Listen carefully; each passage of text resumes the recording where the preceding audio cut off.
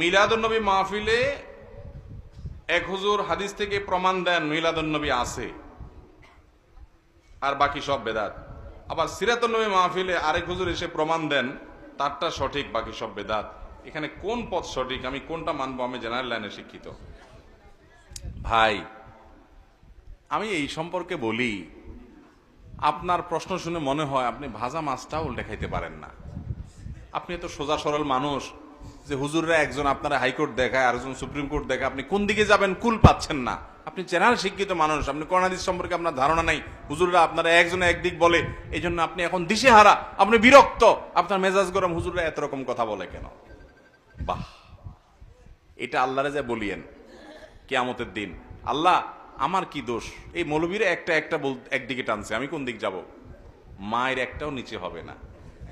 আল্লাহ বলবে দুনিয়ার সব